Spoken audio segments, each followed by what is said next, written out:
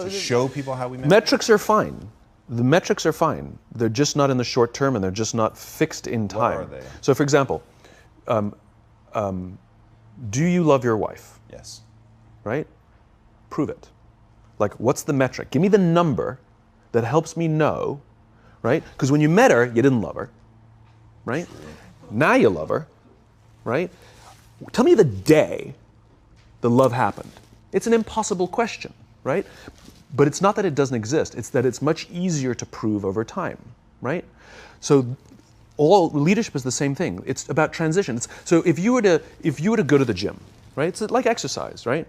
If you go to the gym and you work out and you come back and you look in the mirror, you will see nothing. And if you go to the gym the next day and you come back and you look in the mirror, you will see nothing, right? So clearly there's no results, can't be measured, it must not be effective. So we quit, right? Or if you fundamentally believe that this is the right course of action and you stick with it, like in a relationship, I bought her flowers and I wished her happy birthday, and she doesn't love me. Clearly I'll give up. You know, that's not what happens. If you believe there's something there, you commit yourself to an act of service. You commit yourself to the regime, the exercise. You can screw it up. You can eat chocolate cake one day. You can skip a day or two. You know, it allows for that. But if you stick with it consistently, I'm not exactly sure what day, but I know you'll start getting into shape. I know it. And the same with the relationship. It's not about the events. It's not about intensity. It's about consistency. Right?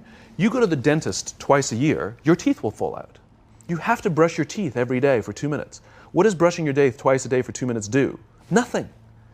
Unless you do it every day, twice a day for 2 minutes. Right? It's the consistency. Going to the gym for 9 hours does not get you into shape. Working out every day for 20 minutes gets you into shape. So the problem is we treat leadership with intensity.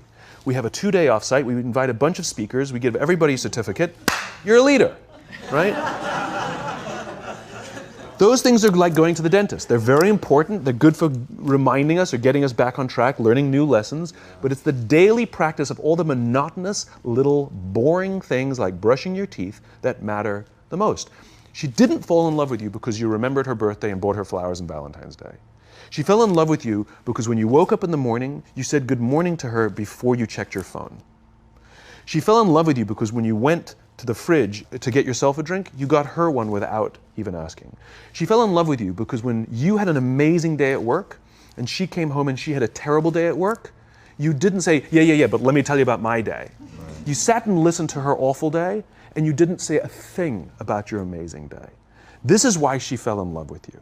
I can't tell you exactly what day, and it was no particular thing you did. It was the accumulation of all of those little things that she woke up one day and as if she pressed a button, she goes, I love him, right? Leadership is exactly the same. There's no event.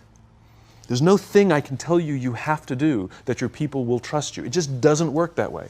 It's an accumulation of lots and lots of little things that anyone by themselves is innocuous and useless.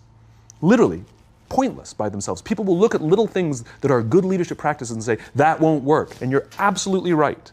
But if you do it consistently, and you do it in combination with lots of other little things, like saying good morning to someone, that looking them in the eye.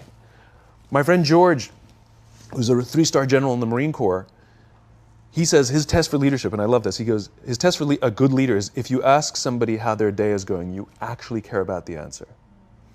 Right? The number of times we're walking to a meeting, we're rushing, we go, how are you? Not good, I got to get to you later, I'm late for a meeting. Right. If you ask the question, you were standing there and you were listening to the answer. It's those little innocuous things that you do over and over and over and over that people will say, I love my job. Not I like my job. I like my job means, yeah, the challenge is great, they pay me well, I like the people. I love my job means I don't want to work anywhere else. I don't care how much somebody else is willing to pay me. I'm devoted to the people here, and I care desperately about the people here as if they were my family.